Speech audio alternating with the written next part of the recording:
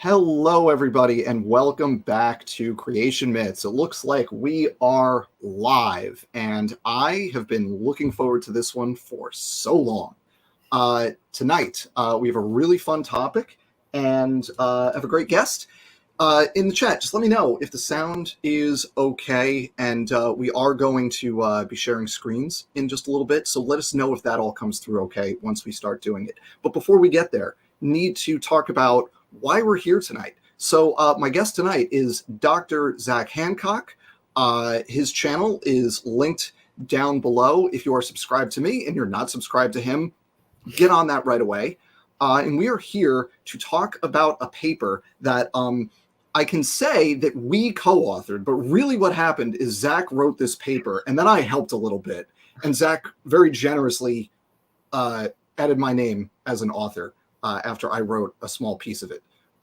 So here we are to talk about that paper, which was published about a month ago, Zach, I think it was. Yeah, early April. Early April. It's published 3 or 4 weeks ago. And it's a direct response to a Creationist paper. So before we get into what we're doing, Zach, take a minute, introduce yourself, tell us who you are, and then we'll pull up the visuals and we'll get right into it.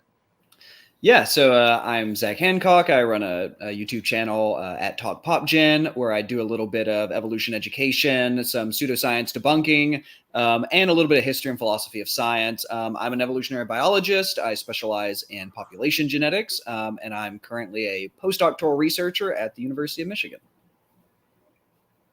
So here we are. We, like we said, we co-wrote a paper.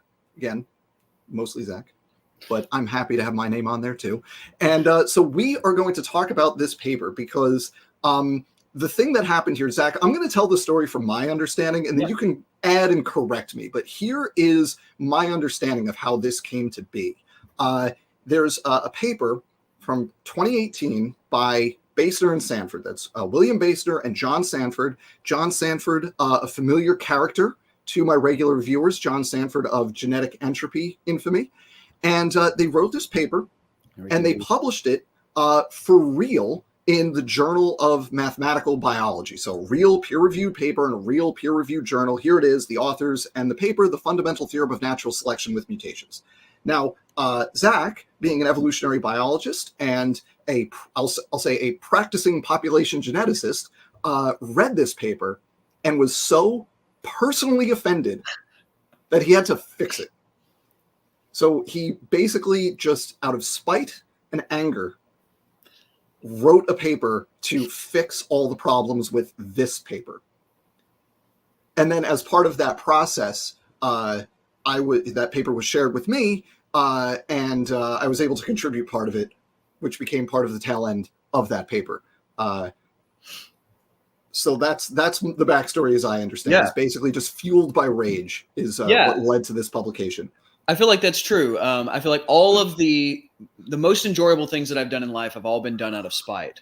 And so this paper was definitely fueled through spite. But I do want to say there's a little bit more to the backstory.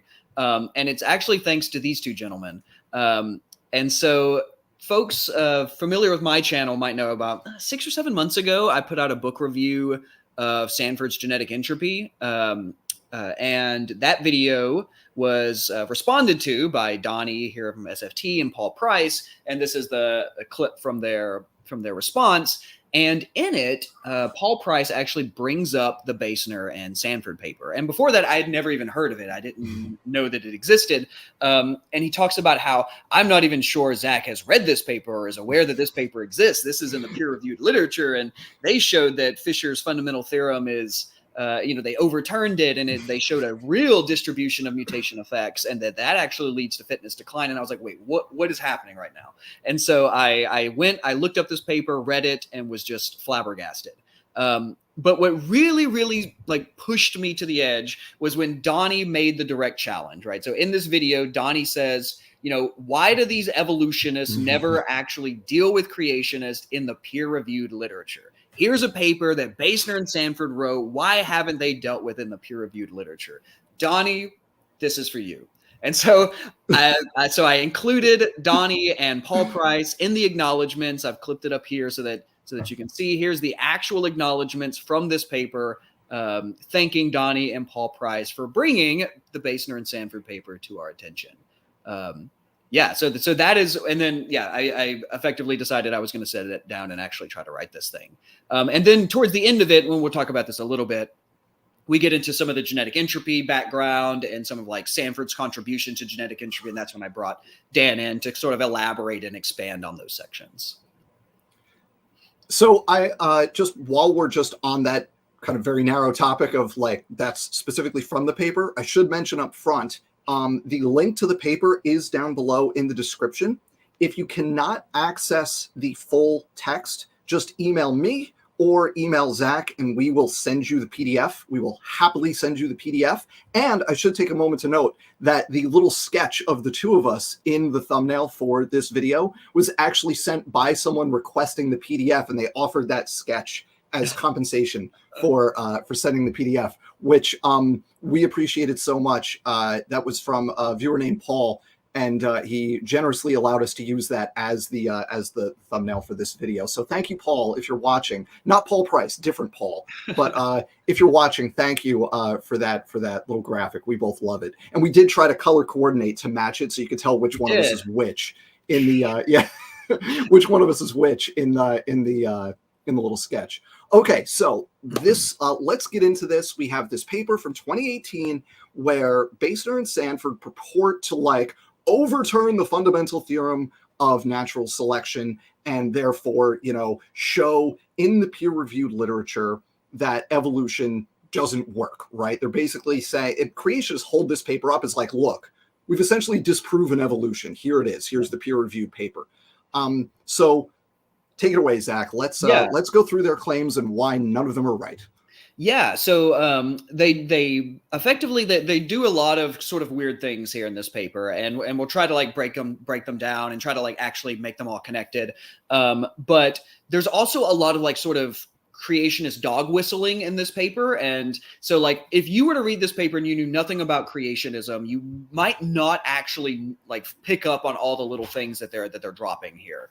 But the people that, actually like the creationists definitely know what they were doing. And so I included this slide to just like all of the different sort of creationist news agencies that picked up this Basener and Sanford paper and were like, we have, they falsified this Darwinism theorem, et cetera. And the one in the middle here is my favorite. This is actually from Dr. Rob Carter, who titled this YouTube video, Fisher's Failure and the Dramatic End of Neo-Darwinism. Very, very juicy stuff. So, so that's a little bit of background, but effectively, what they try to do is they try to argue that Fisher's theorem is being used to guarantee unlimited fitness increase. Now, it's important to know that what they mean by fitness in this context is that organisms can just get better and better and better. Think about from bacteria to humans, right? Some increase in like net functionality is the way they're thinking about fitness. So to them, Fisher supposedly presented this theorem that guaranteed that Darwinian evolution or increase in complexity was guaranteed to happen.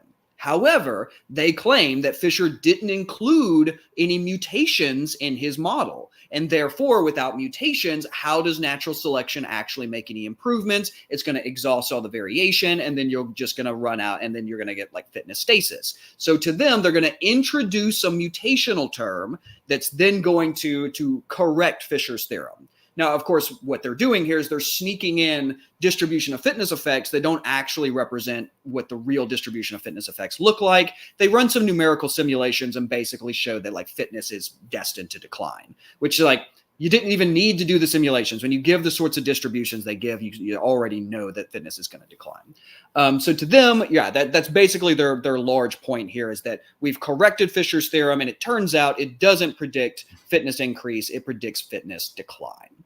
And this little bait and switch they do with the definition of fitness is something they can get away with because of a very common tactic that creationists do when they rarely publish in the actual peer-reviewed literature. Because this was published in the Journal of Mathematical Biology. It wasn't published in any journal that has to do with evolution or population genetics. So the reviewers for that journal are not going to be equipped, it's just not their expertise to be able to look at this and see that that redefinition of fitness was taking place. If you tried to do that, if you tried to get this published in a journal that specializes in evolution, the reviewers are going to catch that. And they're going to say, wait a minute, that's not what fitness is. The argument you're making doesn't flow from the words you are using. Yeah. And this is a common thing where they'll get published in the Journal of Mathematical Biology or the Journal of Theoretical Biology. There's kind of this small, like, weird little universe of journals where creationists will publish real peer-reviewed papers.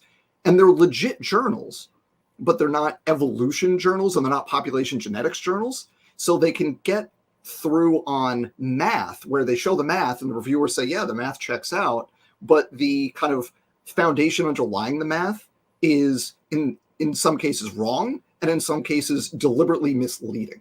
And I think that's the case here with this redefinition of fitness. It's a deliberate bait and switch, defining it as something akin to net complexity rather than what fitness actually means. Yeah, and in their case here, they don't even state in this paper that that's the way they're defining it. We can just kind of pick up from the way that they're using the word fitness and from their other publications that is what they mean. So that's really what I mean when I say that they're using this as a kind of dog whistle, right? Yeah, it's dog whistles, exactly. The creationists know what they know what's up, and then like whenever they're not writing to like where it's actually being peer reviewed and they're talking off the record, in like their own platforms, then they say exactly what we're saying right now.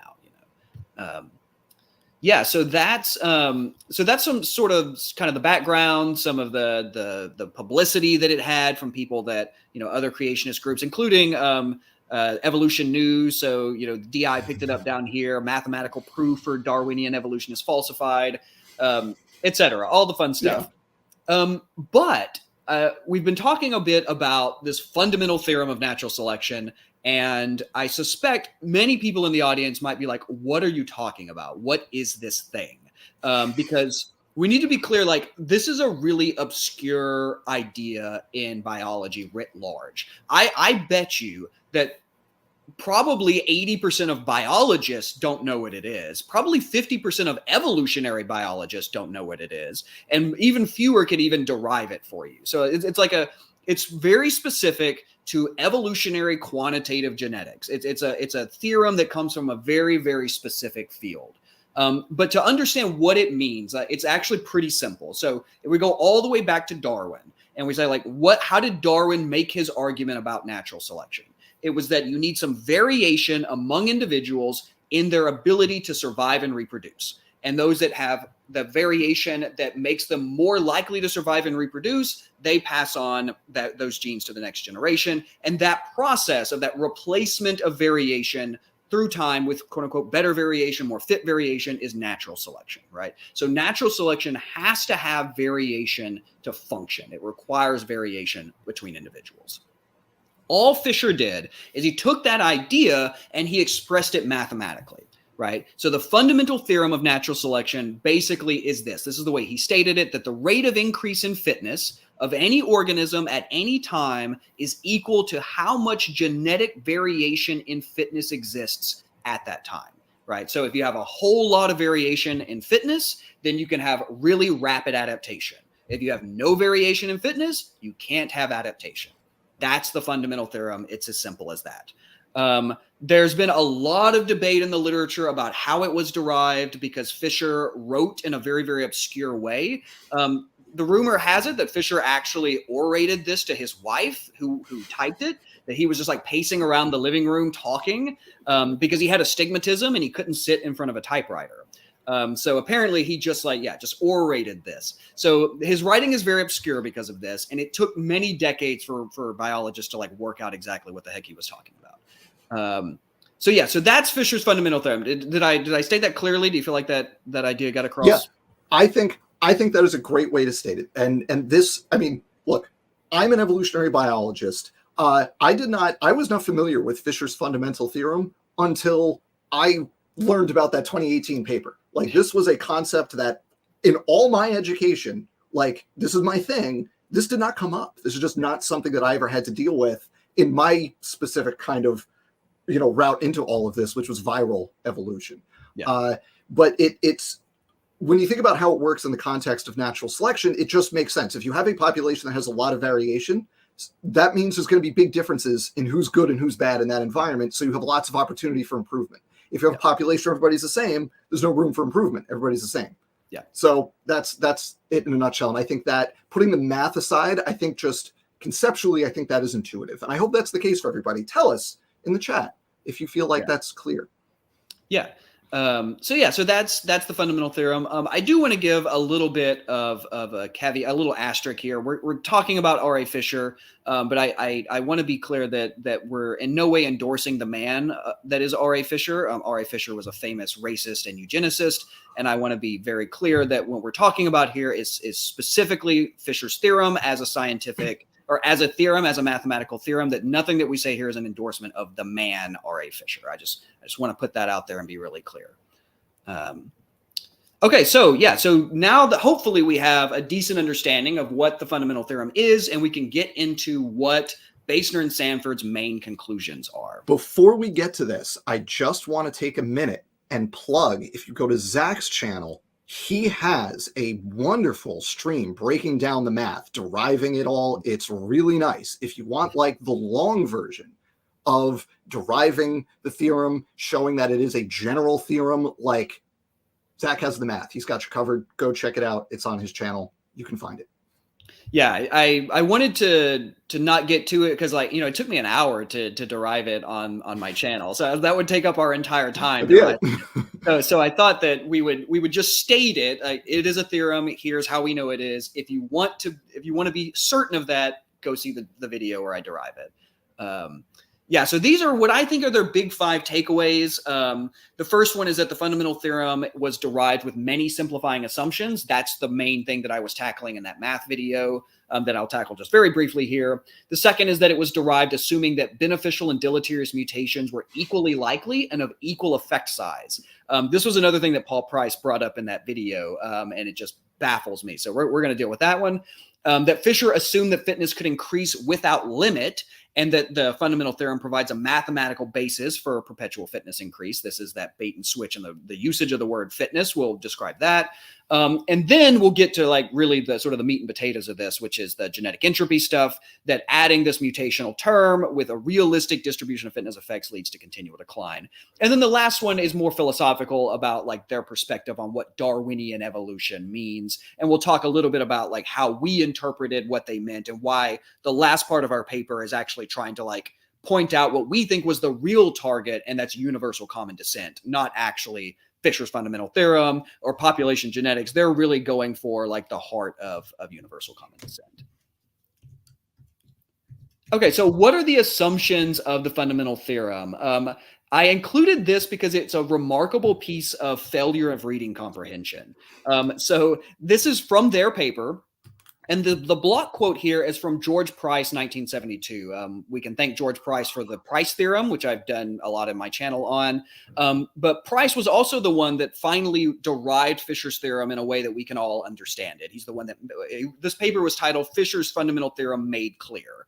And at this very end, because there's been a lot of debate about Fisher's theorem in the literature, and he writes this: it will be shown here that the latter view is correct, that Fisher's theorem does indeed hold with the generality that he claimed for it. The mystery and the controversy result from incomprehensibility rather than error. So what Price here is saying is that Fisher believed that this was a true general theorem. He even compared it to the second law of thermodynamics, right? So Fisher really thought this was a general theorem, but there was a debate about this. And Price is saying, no, it really is. And I'm going to show you how. The reason that we weren't sure about it is because we couldn't comprehend what the heck Fisher was talking about. Okay, that's what Price just said. The next line, the very next line, this is now Basener and Sanford. They write, Fisher's model assumes many simplifying but unrealistic assumptions that define the limited generality that Price describes. That's right after Price saying the exact opposite thing. So I don't, to me, that's just like a fundamental failure in reading comprehension, that they take what Price said and then just say the exact opposite thing right after he wrote it. I want to make 2 brief contributions here. And funnily enough, one of them somebody just mentioned in the chat is that, again, this is a different Price. This is not the previously mentioned Paul Price, right? So the Paul we mentioned was different from Paul Price, and now the price is also a different price, just to be clear for everybody. Second thing I want to mention is you can see in the bottom right the reference BS 2018. That's short for Basener and Sanford. And we got a super chat from Dr. Clark Van Gilder for $1.99. Thank you very much. BNS, what an unfortunate but accurate acronym. Zach, you want to tell the story of the original draft of the paper with this? Yes. So the original draft was much snarkier. I don't know how many people in the comment section or in the chat has actually read it or like skimmed through it. There's a little bit of snark that still made it through that I'm proud of and was able to keep in, but it was much snarkier originally. And the B&S was just BS. And the editor wrote back afterwards and, said that, that they really appreciated it, that several of the editors apparently got together to talk about this paper. Like it apparently ruffled some feathers at Mathematical Biology, but that they appreciated the contribution, but they could not publish it in its current form because it was way too offensive. And so to be clear, there were lines in it where it would be like, because it was like Basener and Sanford, hereafter BS, and then like later on in the paper it would be like the third BS claim was right? So yeah, it was I wrote it in such a way that I could use BS and the ways that you would want to use BS, right? And lo and behold, the editors thought it was a little too much. So it was not subtle. It was great, but it was not subtle. Yeah, it was not. But if we could have snuck that in, that would have been great. But So this is the milder version that you're getting now. So to me, this is like a real failure in reading comprehension. They go on to say that Fisher's theorem requires the assumptions of zero dominance and zero epistasis. And I showed in the math video that is completely false. It does not make that assumption. So just kind of real briefly here, when it comes to like deriving math in biology, biologists have long had sort of a complicated relationship with math in that there's really been kind of two schools of thought. There are the biologists that are like organismal biologists that are really interested in like natural history and like that component of evolution. And then there's like the other biologists who like myself are like the population geneticist who do like the stats and the math and that sort of thing. And historically, there's been a lot of contention between these two fields about what's the best way to do biology and like what math's role is in biology. And the reason for this is like a lot of mathematical models in biology are derived starting with simplifying assumptions. These are the ones we're mostly familiar. So think about like Hardy-Weinberg, right? To derive the Hardy-Weinberg expectation, you start off by saying, okay, let's assume infinite population. Let's assume random mating. Let's assume, and you just make all of these assumptions and then you get a model, right? And that's how most mathematical modeling is done in biology. And so it hinges on the assumptions that you make. However, there is another way to do math in biology. And this way is the way that George Price used. And this is where instead of starting with assumptions, we start with what we call axioms. And axioms are things that we actually believe are true beforehand. We accept these things as truisms, and then we derive the math based on that. So Fisher's fundamental theorem relies on 4 biological axioms, or what I'm calling biological axioms. And I think everyone, whether you're a creationist or not, will agree that these are true statements as far as we can understand them. The first is that all populations are finite in size. There is no infinite population. It doesn't exist. That's biological axiom number 1. I think everybody agrees with that. Second is that all descendants have ancestors. Now, a creationist might say something akin to like, oh, but what about the original kind? Well, this is just definitional. If you are a descendant, you definitionally had an ancestor, right? You can't be a descendant and not have an ancestor. So like this is just a definitional thing. Third is that ancestors and descendants each have measurable phenotypic traits. Anything, just something we can measure. And then that the traits of descendants are correlated with traits of their ancestors. So this is the idea of inheritance, right? That they're passing something on and that they're correlated with each other. These 4 axioms are the only axioms you need to derive Fisher's theorem. There is no additional assumptions that are made. And these are only assumptions insofar as an axiom is an assumption that we can't prove, but that we take as true.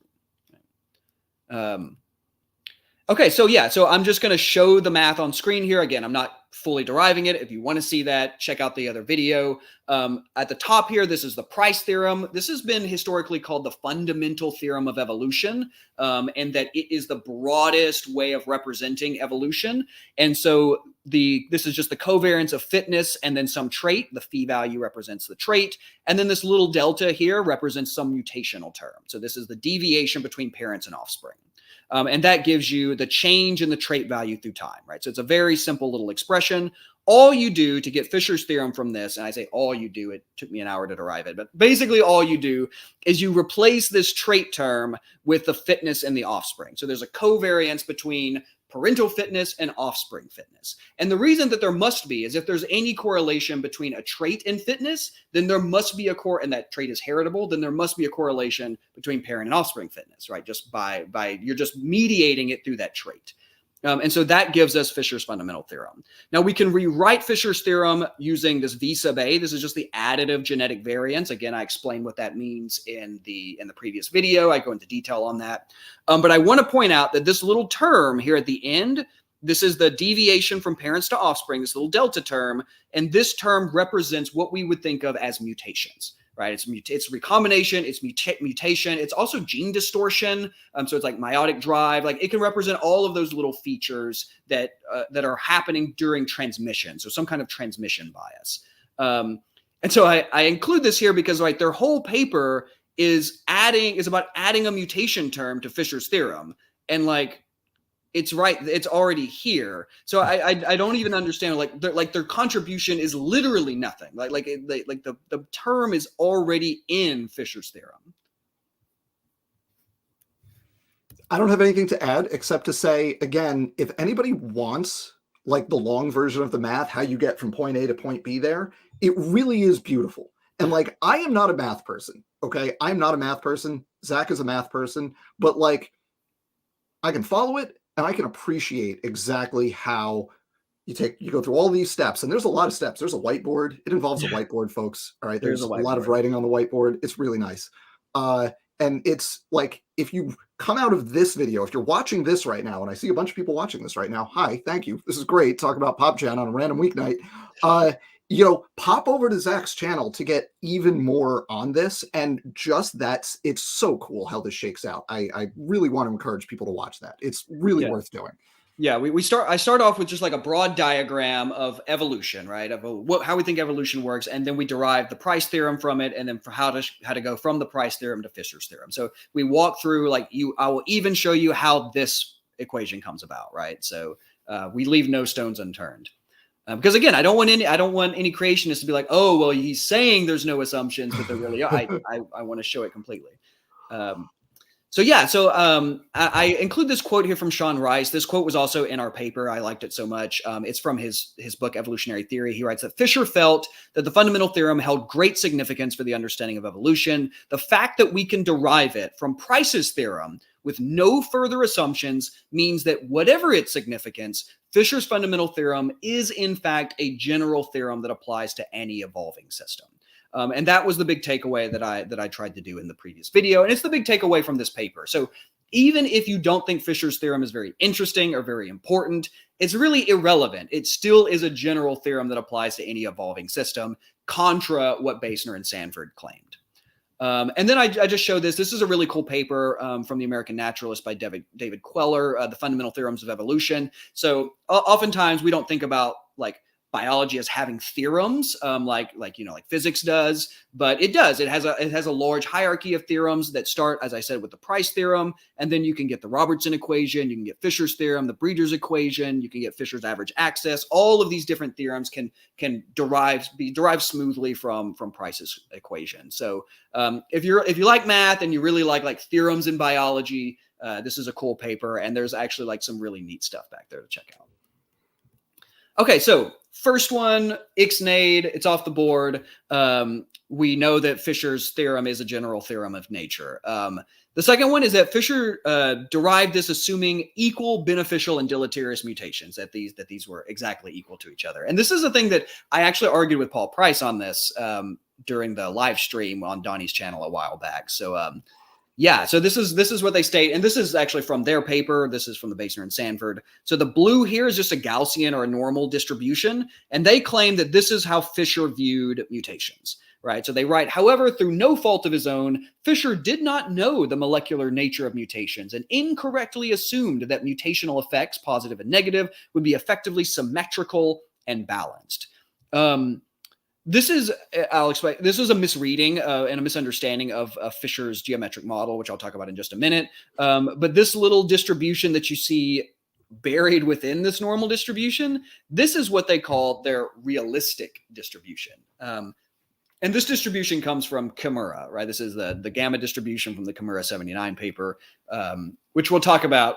We can talk about a little when we get to the genetic entropy stuff there at the end. Just in terms of the dog whistling and the smuggling in genetic entropy here, this is the same figure that John Sanford used in his 2005 book, Genetic Entropy and the Mystery of the Genome. So when I read this paper and I saw this figure, that immediately was all sorts of red flags started. It's like, wait a minute, I've seen that figure before. That's a genetic entropy thing. I know exactly what's going on here. Yeah. Yeah, they right. This assumption was profoundly incorrect. So the results using this symmetrical distribution have no correspondence with biological reality. And that's true. It doesn't have any correspondence with biological reality, nor does it have any correspondence to anything that Fisher said. So let's talk about how Fisher actually modeled the distribution of fitness effects. And it's a pretty, given that he did this in 1930, I want to bear in mind that he derived this in 1930. It is still an incredibly useful model for thinking about how the distribution of fitness effects evolves through time. So what Fisher believed is that the distribution of fitness effects is not a fixed thing. It evolves as a population evolves. I think that maybe the easiest way to think about this is actually a fitness landscape. He used a hypersphere, but I think that's maybe a little confusing. So let's think about it as a landscape where there's some like peak of fitness, right? The closer you are to that peak, that optimal trait value, any mutation that can happen is going to pull you away from that trait value, right? So they will on average be deleterious. But the smaller the effect of the mutation, the more likely it is to just move you a little closer to the peak, right? And so if you're very close to the peak, small effect mutations are more likely to be beneficial.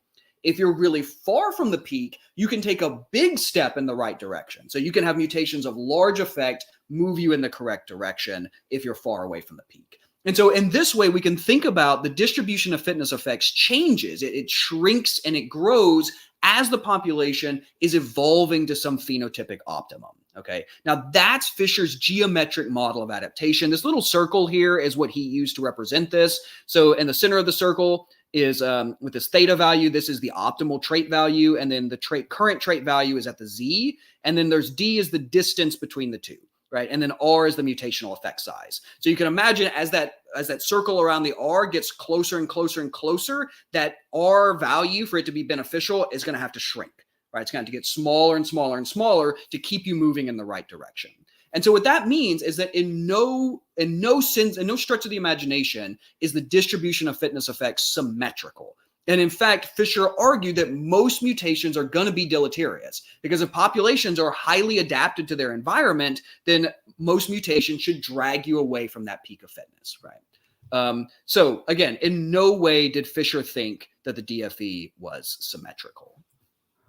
The way that I learned this was slightly different from that, but you arrive at the same place. And it's basically, if you just think spatially, right, you exist on that circle around that peak, right? Your fitness is essentially the distance from the peak. Closer to the peak, higher fitness.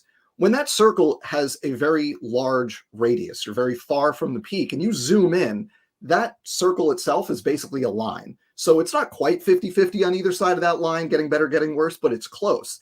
As the radius of that circle shrinks, now it's like a pie slice, right? It becomes a much smaller area is now available for you to increase, and a much larger of that potential area is now a decrease in fitness. Yeah. Right. So it's a very simple representation. And any further increase is going to have to be very, very minor, or very, very small. Right. And how you can get from that Fisher said it was a symmetrical distribution is just, I don't know how you can get from point A to point B there. Yeah. From this to that, I don't I don't know, that in no way does Fisher mention anything like this. So I don't really even know. So the one possible way that they could get to this is that Fisher argued that the probability of mutations being beneficial when their effect is really, really slight is about 50-50. Because the closer and closer and closer you get to that optimum, the smaller and smaller the effect, it approaches 50-50. Right. But that's like talking about mutations of incredibly small effect. And that would be that would be in Sanford's no selection zone anyway. It would be, yeah. So yeah. The other thing just to point out here, again, as we kind of, one thing we're trying to do here is deconstructing exactly how they're kind of doing the Trojan horse thing with creationist arguments here, is that this idea of a constant distribution of fitness effects is a necessary feature of genetic entropy as proposed by John Sanford. Yeah. So like what he's trying to do here is kind of get that into the literature kind of on the back of Fisher, right? He's trying to get that in through the back door and say, no, look, this Fisher said it was symmetrical, right? I'm not, it's constant. It's just this symmetrical distribution. I'm not saying that. He said that, right? But in reality, everyone knows that DFEs are not constant. It's going to change depending on the population context and the ecological context. It's just not a constant feature. And like, everybody should know that. And everybody knew that in 1930. And this is the key, right? This is not like this is some brand new thing that we had to wait for the molecular revolution to figure out. Like, no, like these guys knew this even before 1930, right? Like right shifting balance theory, it was even before this. So like we had this conception around. It's just they didn't bother to really engage with the literature. Okay, so that one's done. The third one is that Fisher assumed that fitness could increase without limit, and that the fundamental theorem provided a mathematical basis for perpetual fitness increase. This is a couple of the things that they state here. It's kind of small. Let's see if we can zoom in a little bit. Here we go. Is that better? So they say that, quote, this constitutes a proof that natural selection leads to increasing fitness in idealized Mendelian genetics. Again, going back to their idealized thing. Although it is often overlooked that Fisher's theorem does not consider mutations, and without newly arising variants, natural selection can only lead to stasis. We're going to deal with that point in just a moment.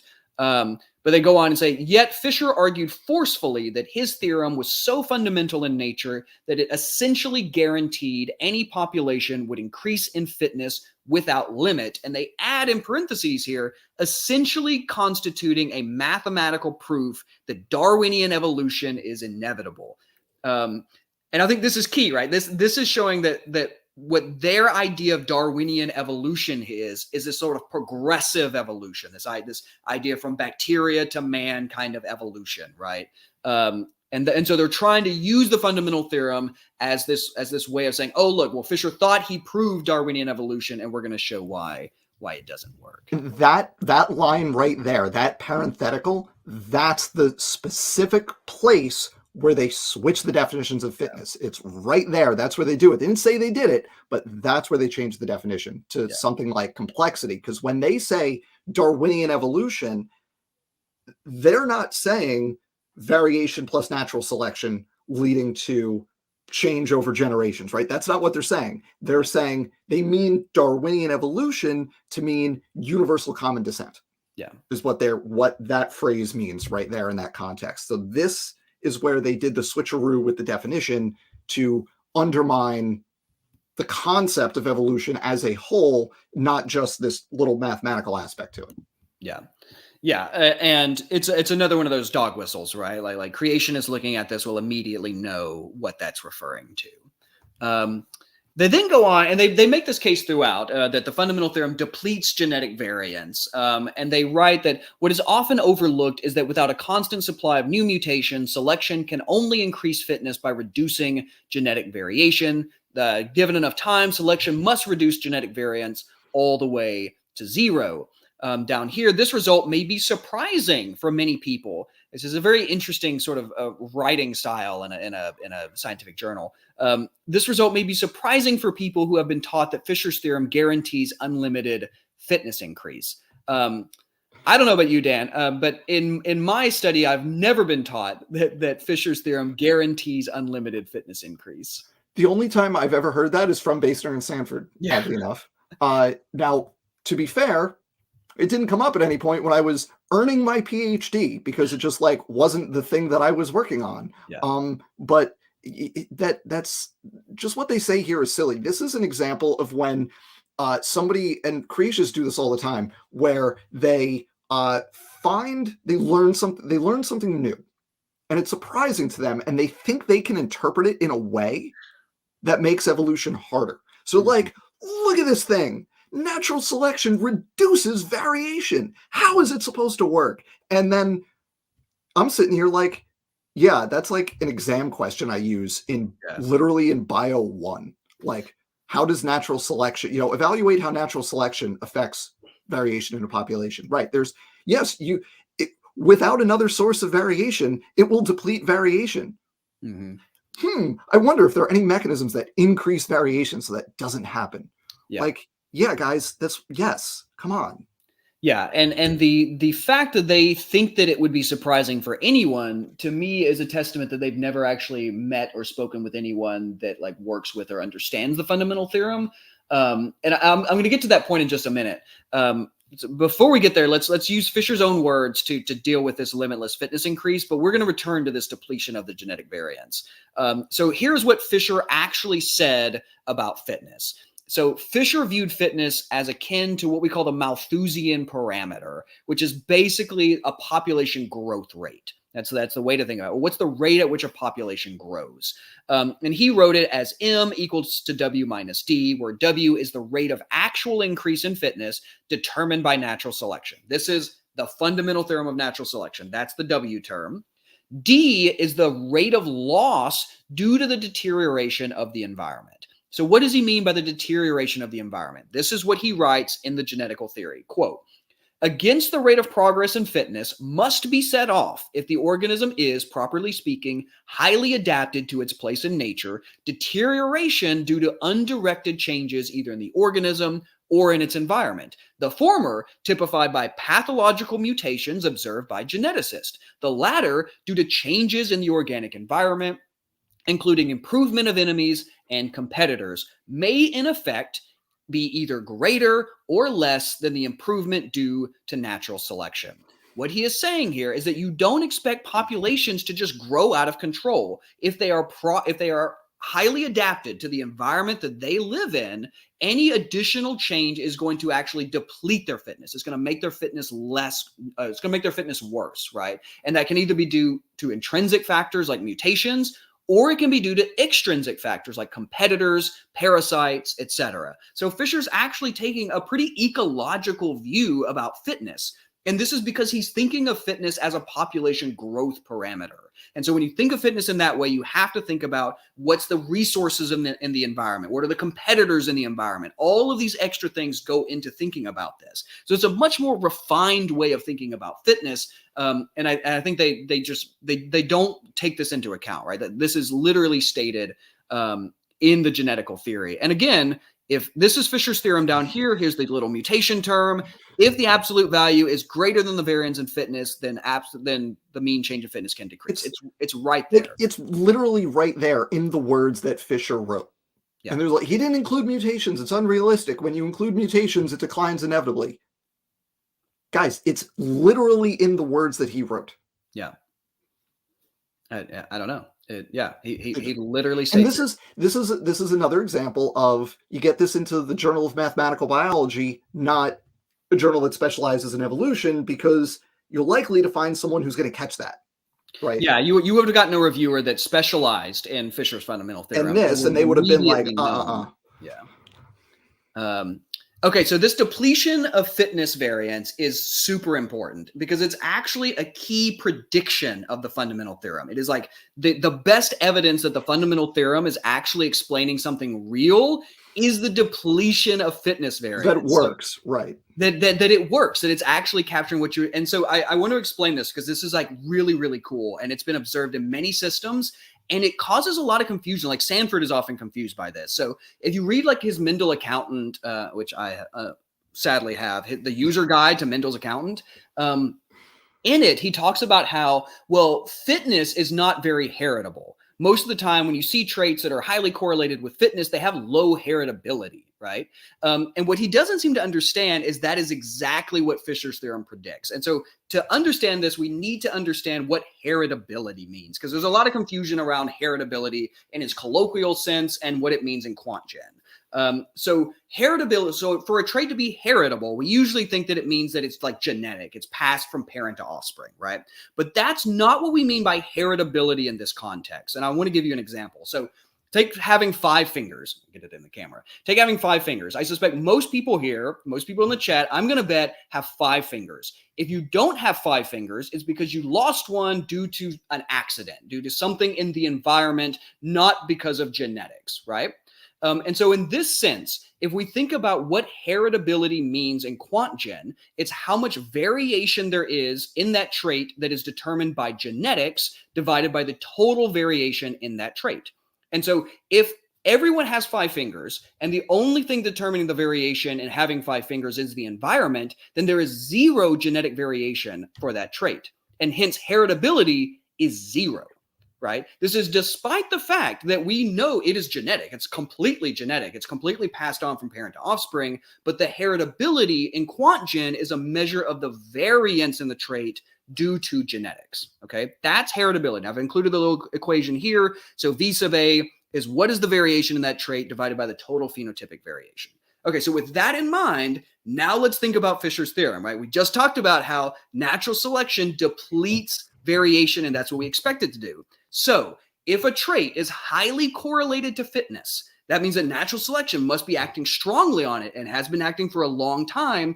We expect heritability to go to 0 because there should be no more variation in that trait because selection is driving that trait to fixation. And so this is a famous paper. It's from 1986. It's one of the most famous papers showing support for Fisher's theorem. And they've plotted here on the y-axis. This is the proportion of fitness explained. So the traits further up explain most of the fitness. And then the heritability here on the x-axis. This is 0. So notice all of the traits that explain really high proportions of the fitness have heritabilities of 0. All of the traits that explain very low proportions have high heritabilities. That means they have a lot more heritable variation in those traits. This is exactly what Fisher's theorem predicts. I hope I've made that clear. This is like a fundamental thing. And I've argued with people, not just creationists. I was arguing with the guy in my comment section on the math video about this exact thing, who was like, but most traits that are correlated with fitness have really low heritabilities. How can Fisher's theorem be right? It's like, that's what Fisher's theorem predicts. Yeah, because again, it's really important that everybody understands that heritability is not the same thing as having a genetic basis. Right. Having a genetic basis is a prerequisite for being heritable, but also to have high heritability, you need to have variation because heritability is about explaining variation. If there's no variation, then what is there to explain? Yeah. There can be no heritability in a trait where everybody is the same. Yeah. And again, there's no variation to explain. Because it's not about the genetic basis. Exactly. And if you have traits that, as you said, are really important for being highly fit in your environment, those are the ones that fitness is going to see, right? So those are the genetic traits that are going to reach fixation. So they make a big contribution to fitness, but because everybody is going to be the same because they are so important, mathematically the heritability for those traits is very low, which is not to say they are not genetically determined. Those are two different things. Right? It's simply saying that there is very little variation in those traits that is explainable by genetic variation, and that's exactly what Fisher predicts, because as you get better, traits are going to reach fixation and you lose variation. Yeah, because natural selection depletes the genetic variance in fitness. That's exactly what it does. And Sanford has gotten this heritability thing wrong before. I discussed this at length in the book review, that he does not seem to understand that this distinction between heritability as an explanation of the genetic variance of a trait versus like whether it is heritable as in whether it has just a genetic basis. Like those are two different things. So I just wanted to point this out that, and this is not even going into broad sense heritability versus narrow, like there's different types of like it gets real, like it's complicated. And Sanford, like his background is molecular genetics. It's biotechnology essentially. Biotech. And like that is fundamentally different from like the evolutionary genetics that we're talking about here. They both have genetics in the name, but those are two different specializations. Yeah. Okay. All right, so we've gotten rid of that one. Now let's move on to the juicy one. We've gotten the easy things out of the way. Now let's talk about the big one, and that's the genetic entropy one. Before we like dive into this, I just want to be clear for everybody exactly what Zach did here, because again, Zach did all the math with this paper. We get to number 5. That was more my contribution. Zach did all the math with this paper. What Zach did here, specifically with item number 4, is have a published mathematical refutation of genetic entropy. Like, let's be clear up front, that's what this is. So when people are arguing with creationists and they say, oh, genetic entropy, you can throw this paper down in front of them and say, that's been refuted in the literature. Here it is. Here's the math. If you want to dispute it, dispute the math. Just want to be clear up front about the implications for everybody. That's what Zach did here. So now we can talk about it, but I want to make sure we get that headline out there. Yeah, and hopefully, if you haven't read the paper, I can convince you now that that's exactly what we did here. And I appreciate that Zach keeps saying "we," despite the fact that I contributed precisely 0 math to this paper. Well, yeah, there's a collective effort in authorship here. So they added this mutational term that we know is redundant. There already was a mutational term. And for this mutational term, they give it a distribution. And this is what they believe the distribution of fitness effects should be. And they use these numerical simulations to suggest that it leads to perpetual fitness decline. So this is the genetic entropy stuff. This is some of their plots, just basically showing that, like, here's fitness, and then you just see it start to decline. Let's see if we can zoom in just a little bit here so that you can see their distribution. So this is the distribution that they modeled. And we've talked about this many times on both of our channels, that this distribution here comes from Kimura, 1979. If you're unaware, just a really brief refresher, this is a paper on effective neutrality.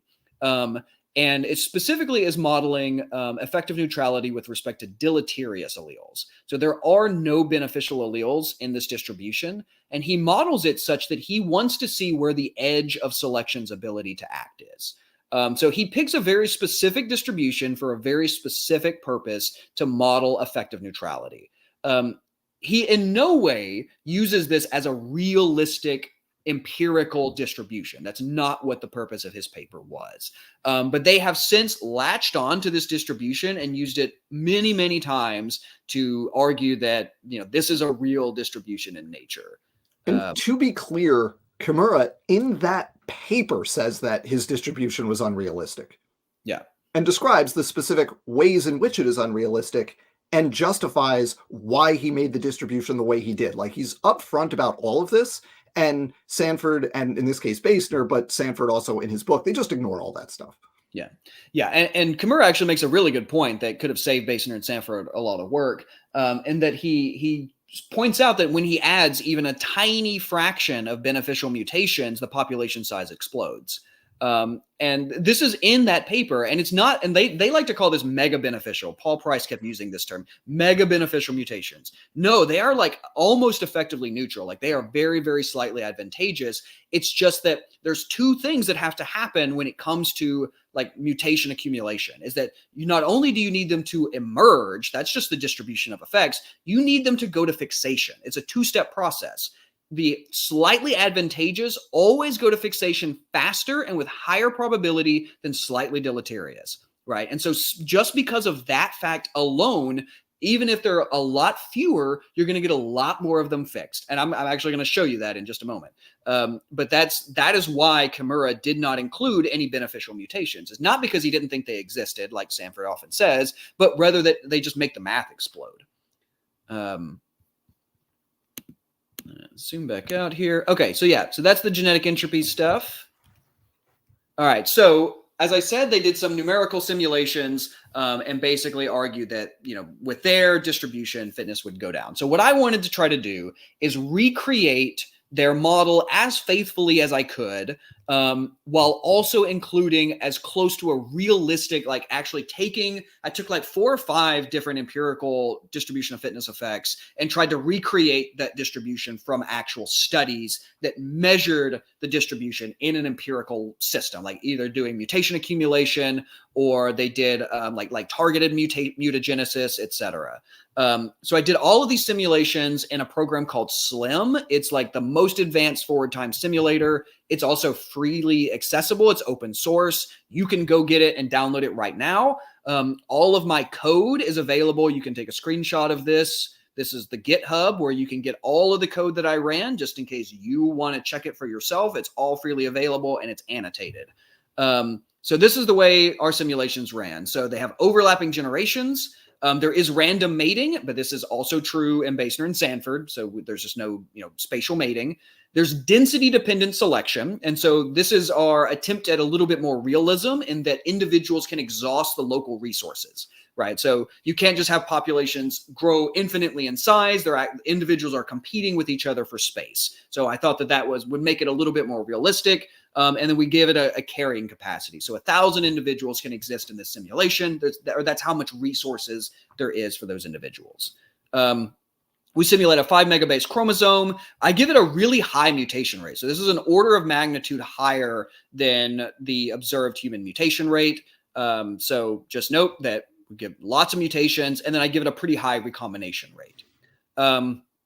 The distribution of fitness effects for the deleterious, it's gamma distributed with 99% of all mutations strictly deleterious. So there are no truly neutral mutations in the simulation. They're all either completely deleterious or they are beneficial.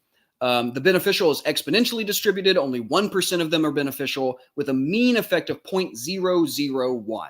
So that's the mean. Most of them are below that. The highest one that we observed was an increase of 1% in fitness. That was the highest beneficial mutation that we observed. So most of them are very, very, very slightly beneficial, and they're extremely rare at only 1% occurring. And to be clear, these are parameters that basically fall into 3 categories here. We've got empirically determined, right? So we're getting the DFE that's from studies that have determined what it is, right? Mm-hmm. Then you have parameters that are the same as Basener and Sanford, such as random mating. And you have things that are quite generous to the creationists in terms of how this is structured, right? We're not going to find parameters here that are unrealistic in a way that is going to bias the results in favor of Basener and Sanford being wrong. Yeah, I've biased them in favor of Basener and Sanford. Like the mutation rate alone is high enough that it could have driven this population to extinction really quickly if this distribution was intolerable. So that's the setup.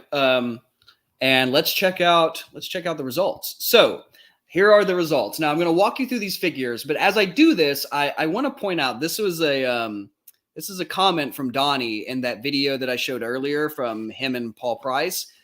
He states this: Zach's arguments are highly dependent upon highly contrived mathematical models. Numerical simulations are much superior to highly contrived mathematical models. So Donnie, here's your numerical simulations. Just to be clear, the much more superior is in there. You read it right the first time. It tripped me up. Yeah. Okay, so let's walk through these plots. I'm actually going to zoom in a little bit so that we can see them.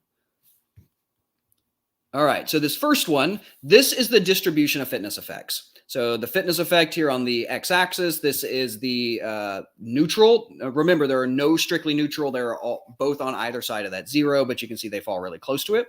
All of these here are all the deleterious in red. You can see there are a crap ton of deleterious mutations, right? A whole bunch of them. And then the sliver to the right of it are all the beneficial. You can see that they don't go any above 0.01. There's very, very few of them. And then along the y-axis is the frequency at which they are at the end of the simulation. So how common are they? You can see most mutations that are at high frequency are very near effectively neutral, right? So the deleterious ones that are very near effectively neutral, even some of the ones that are like pretty slightly deleterious down here are, at relatively high frequency. But look at the ones that are actually fixed. So if we go to the frequency of 1, notice that despite having all of the, like a much, much greater proportion of deleterious mutations, if we zoom in just a little bit further, you can see that most of the ones that are fixed are beneficial. Because again, this is a two-step process. It's not just about the origination of the mutation. Once it arises, it then needs to go to fixation. And the probability of a mutation going to fixation is shown here. So this is the fitness effect. This is the probability of fixation. You can see the deleterious ones are all almost zero for most of the distribution. It gets a slight uptick towards the dashed line, which is the expectations under neutrality. And then the beneficials are all above that dashed line. And they pretty rapidly climb to about a 2% probability of fixation. So that's still really low, but it's much higher than like the zero of much of the deleterious. And so what we're seeing here is the mirror of the probability and the actual observed numbers of fixed beneficials, and that we have a higher proportion of fixed beneficial mutations, despite they occurring at much, much lower frequency than the deleterious ones. And this is exactly what we would expect given the probability of fixation. So if we then move over, this is our population size trajectory. So we did 5 replicates looking at how the population size changed through time. So this dashed line is that carrying capacity I told you about. This is the density dependence. How much can the population actually sustain? And then we run it for 50,000 generations. So notice initially when you first start the simulation, you get a whole bunch of deleterious mutations all at once. They're coming down really hard, and you see this big dip in population size.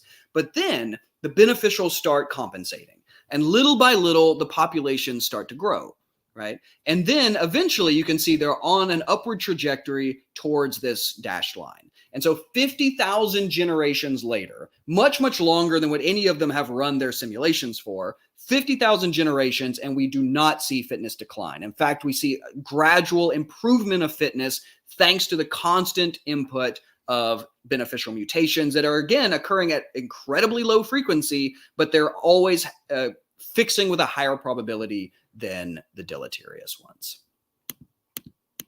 And to be clear for everybody watching, like, that's the result right there. That refutes genetic entropy. That is impossible if genetic entropy is correct. So if you want to say that's wrong, these findings are wrong in some way, you have to go back to the parameters and say, okay, which of those parameters is wrong? Well, we know the mutation rate is unrealistically high. That makes this harder. If you made the mutation rate lower, then the population wouldn't drop off as much at the beginning. Yeah. And then it would climb back up I'm not sure if the rate would be faster or slower, but it would still climb from a higher trough. What I would expect. Yeah, it wouldn't fall as quickly because you wouldn't get it would still decline a little bit just because of the proportion, but it would probably be a fairly similar increase. Yeah. And all the other parameters, the DFE, though that's empirical, overlapping generations is like a legit thing. You can dispute random mating. Fair enough, but then you got to toss out Basener and Sanford's models too. So good luck with that, right? Like, if you say these results, creationists, I'm speaking to you. If you say these results are wrong, you need to identify which specific component of the model is wrong and how correcting that component would get the result you want. That's your job if you want to say this is wrong. Yeah, and really the only way that I can think to do it is if you just like decrease this beneficial fraction below 1%, like they did it as a fraction of 1%, which is lower than any observed beneficial fraction in an empirical distribution. Like the ones that I looked at, the ones that I based this on had beneficial fractions of 4%, 6%. I picked the lowest possible. Like I did 99 and 1, which was lower than any empirically observed. So this is actually pretty generous in comparison to like observed empirical distributions. So yeah, to me, this is exactly what is expected based on theory, going back into the 70s and 80s. Like Tomoka Oda has a lot of theory on this, on the persistence of populations due to slightly deleterious and slightly beneficial mutations, that comes from her nearly neutral theory of molecular evolution. Like there's a lot of theory that already exists here that Basener and Sanford could have drawn from to save themselves from making this critical mistake. But yeah, to me, this demonstrates like unequivocally, here is your simulations with realistic parameters, with huge, 99% of all mutations are deleterious, and most of them are, very near effective neutrality, just like they wanted, and you don't see perpetual fitness decline. Now, can we just take a moment to point out that in Basener and Sanford 2018, they were using Mendel's accountant to do their stuff. And John Sanford, this is the most realistic population simulation model ever. That creationists only ever used Mendel's accountant. Zach, you've been through, as you alluded to, the user guide, the user manual, whatever it's called, for Mendel's accountant. I feel like that could be its own, like, another hours long thing just on that.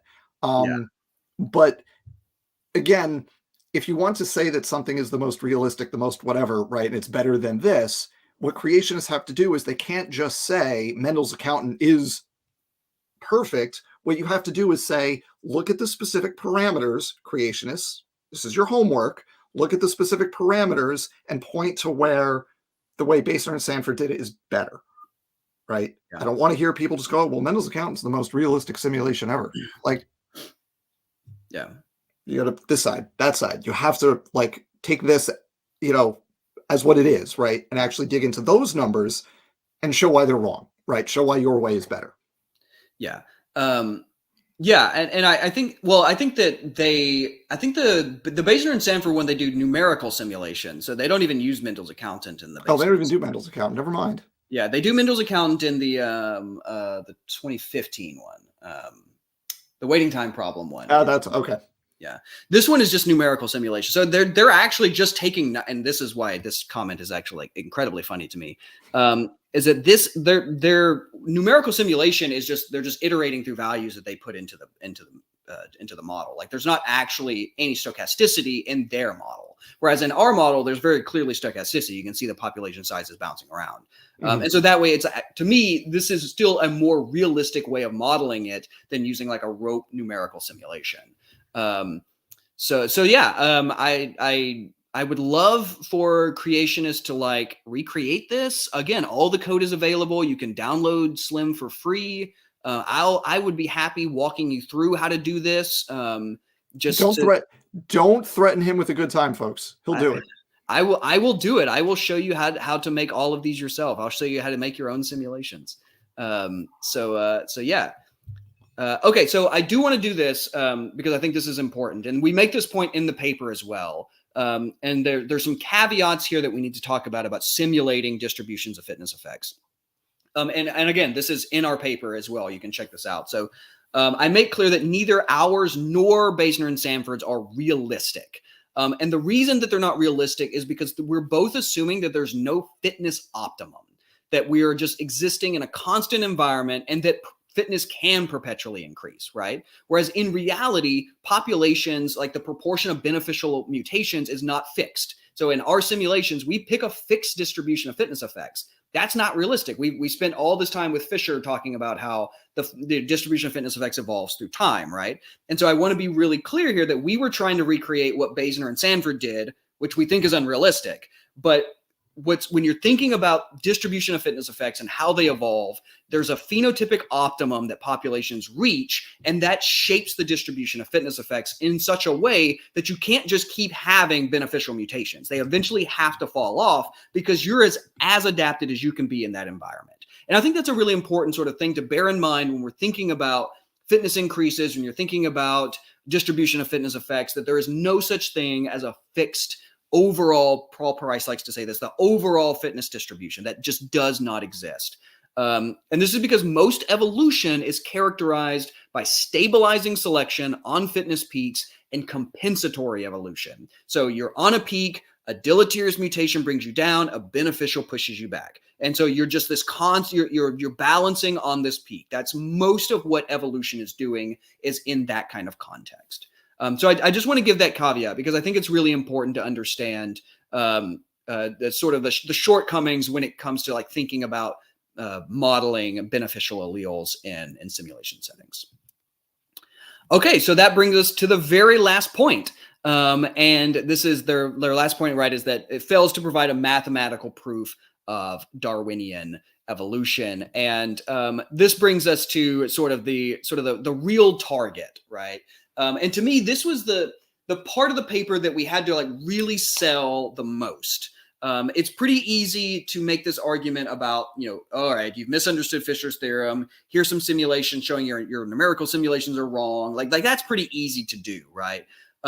What I really wanted to do with this paper, and why I brought Dan to help out with this section, is I wanted to be able to convince the editors that Basener and Sanford had ulterior motives, right? That their motives were not merely academic, but they were philosophical, they were theologically driven. And so this final section in the paper really sought to try to make that point.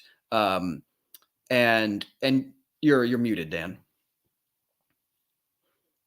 As we were saying earlier, professionals. The other important thing to note here is that what they're doing is, it's not just that their motivations are different. It's from what you might think in terms of just like making this somewhat obscure point about mathematical genetics. It's that they're being fundamentally dishonest about what they're doing here. They really are treating this obscure aspect of population genetics as a Trojan horse to get the assertion that universal common descent is not valid into the peer-reviewed literature. And that's what we tried to emphasize and highlight and kind of connect the dots in this last section of the paper.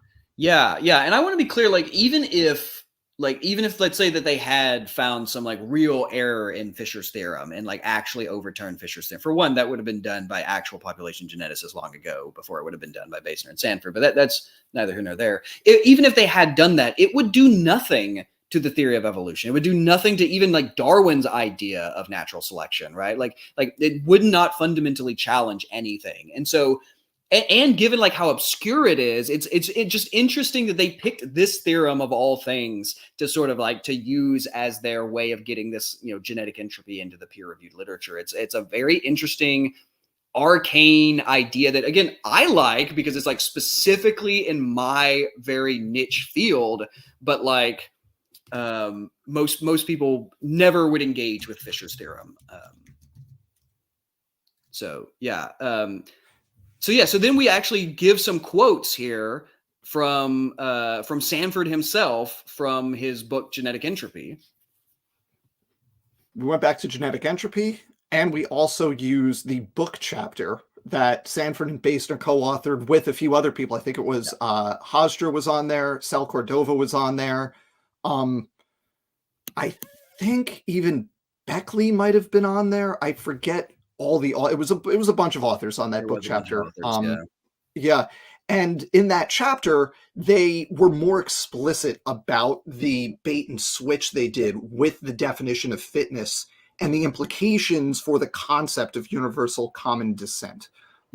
Where in this paper, they kind of alluded to it, but didn't explicitly say it. In the book chapter, which is long, the book chapter is 60, 80 pages, is long. Yeah, it's long. If I recall. And they were quite explicit about, that aspect to it there. Whereas the mathematical arguments they were making were the same in both places, the paper and the chapter. They were expanding upon the implications in the chapter, and we were able to leverage that along with Sanford's book, originally published in 2005, to be able to show the editors and reviewers that the point we're making here is valid, that what they're doing here is using this obscure aspect of population genetics as a way to undermine this broader concept, and then turn around and be able to use that in exactly the way that Zach showed earlier in this chat when he showed all those headlines, right? That was the ultimate goal, is to get those headlines. And they say, they were writing in the Basener and Sanford 2018 that this guaranteed unbounded increase of any population's fitness. Therefore, in his mind, talking about Fisher, the theorem had constituted a mathematical proof of Darwinian evolution. And so we go on to write that this phrase, this mathematical proof of Darwinian evolution, is weird, right? And what really helped us out is their other writing. Scroll up just a little bit, because I think you actually have that line on the slide at the top there. There was a phrase there. Oh, there it is. Immediately struck us as odd, right in the middle there. Yeah, immediately struck us as odd. And so typically, so what we were able to do is go back to the Basener chapter, the 2021 chapter, and see how because they specifically define Darwinian evolution for us. And they write it as the process of common descent via evolution acting through natural selection, right? So they already bring up the idea of common descent when they talk about Darwinian evolution. They write Darwinian evolution is the theory that the process of survival of the fittest acting through natural selection leads to speciation, and that speciation has led to all forms of life from a common ancestor. And so we are able to directly use their own words to show that what they are trying to get across is that Fisher thought that he was proving universal common descent, right? And so if they could just overturn Fisher's theorem, then they have de facto overturned universal common descent, right? And that's not at all what Fisher was trying to do. That's not what Fisher's theorem has anything to do with, right? And so to me, they have fundamentally failed at this exercise by just trying to bait and switch these ideas. And as we kind of mentioned before, this is the kind of thing that, like, if you are not like, Zach and I are weird as biologists because we pay attention to what creationists do. Most biologists, if you like ask them, like, did you see what answers in Genesis? Did you see the thing that Jensen did? They'll be like, what are you talking about? They still exist? Who's Jensen? Like, they don't know any of this stuff. So this is the kind of thing that unless you're like tuned to this frequency, you're not going to see what they're doing here. Yeah. Right. So you have to point it out explicitly. And fortunately, in certain places, they're pretty obscure about it, but in other places, they're much more explicit. And in that book chapter, and even more so in Sanford's book, they are quite explicit about what they're doing in terms of defining terms like fitness and Darwinian evolution, which made it a really relatively simple task to be able to connect the dots and show what the actual kind of point of the 2018 paper is. Yeah. Yeah. And that works both ways, folks, because if you write the paper and say this paper does X, and then somebody writes a paper that refutes that, then you've just taken what you did off the table, right? Yeah. So that's double-edged sword there for Basener and Sanford. Sorry, creationists. Yeah. So that brings us to the very end here. And my conclusions, and you're welcome to add some to this, Dan, but that Basener and Sanford fundamentally don't understand Fisher's theorem. I think we've shown that, and that they are attempting to add a mutation term that already exists. I mean, like, you have to just not get it to think that you're adding something that's been there since the 70s.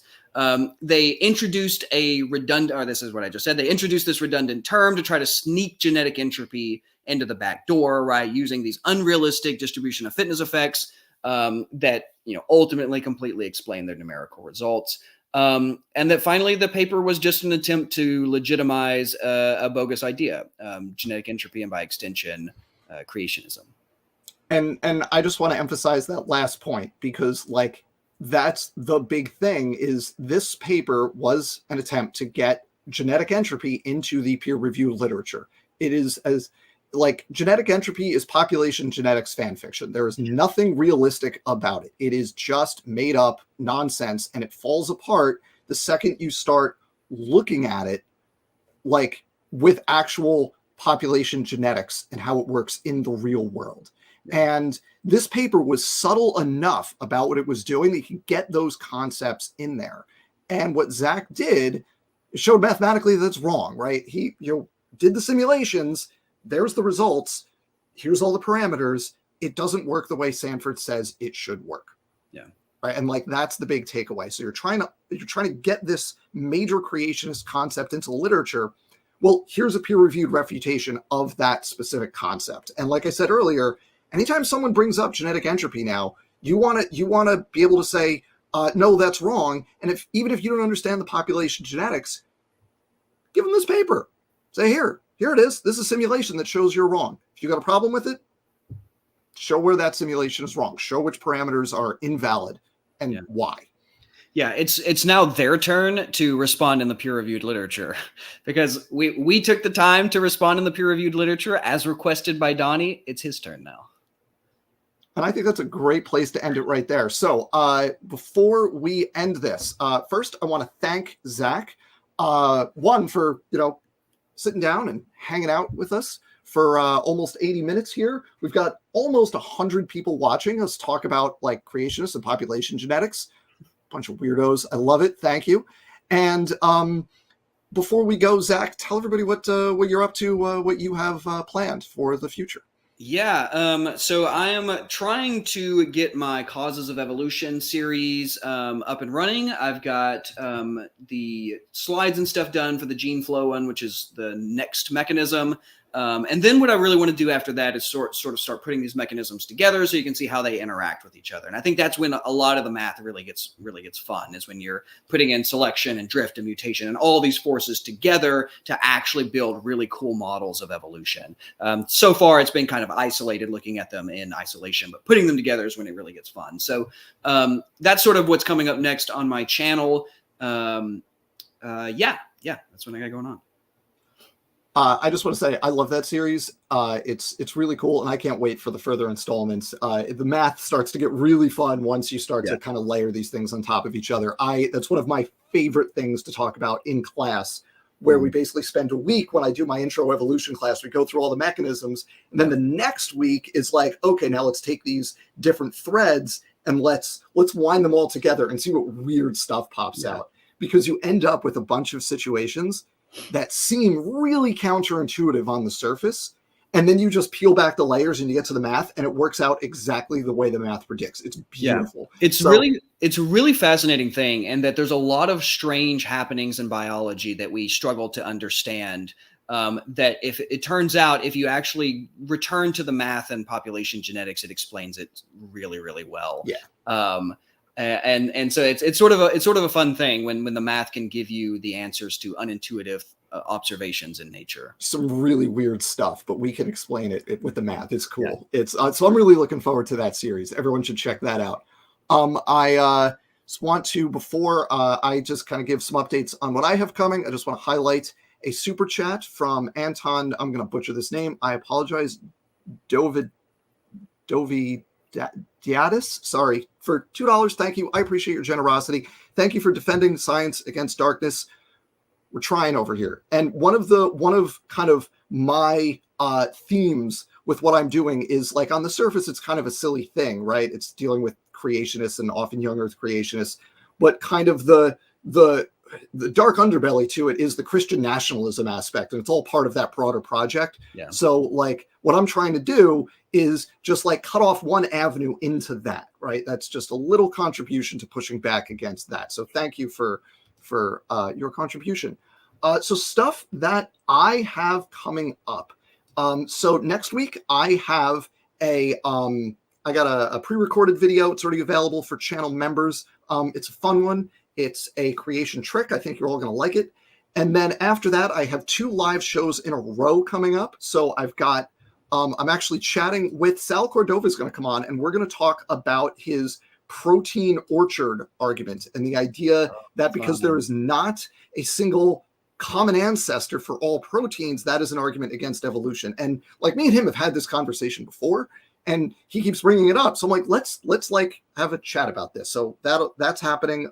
So we've got, today's the 24th, May 1st, scripted video. Then May 8th, Sal talking about protein orchards. And then Andrew Cumming, who you may recognize, he's in the chat right now. He's going to come on the week after that. That's April 15th. And we are going to talk about some of the underrated arguments for universal common descent. So that link will be available pretty soon. I'll get all these set up for everybody. But it's going to be uncommon arguments for common descent. And I'm really looking forward to that. He's going to bring some interesting stuff that we don't usually hear about when we talk about this stuff. And some of it is actually going to be relevant to the stuff that I talk about with Sal with protein stuff. So it's going to be a nice kind of little synergy there. And then we'll have after that, which gets us kind of into the second half of May. So we've got May 1st, May 8th, May 15th, and then we'll have a scripted video after that on the 22nd. I think that's going to be a contradiction. And if you've seen some of my recent stuff, you may know what it is. So that'll be available to members soon, and to everybody else on May 22nd. And then I don't know what we're doing after that, but I've got the next month or so planned, and I'm really proud of myself for that. So that is what we have coming up. This has been our review of our recent paper, our response to Basener and Sanford 2018. Our paper is called Back to the Fundamentals, which is a play on words, which we always appreciate. So thank you again, Zach, for being here. Thank you again, everybody, for watching. If you're hanging out, and you haven't hit that like button, please do hit the thumbs up before you go and leave a comment, whether it's a happy comment or an angry comment. I don't care. Leave a comment. I like comments. And with that, we're going to say goodnight, everybody. Have a great night. And I will see you in a couple of weeks with Sal talk about protein stuff. Bye, everybody.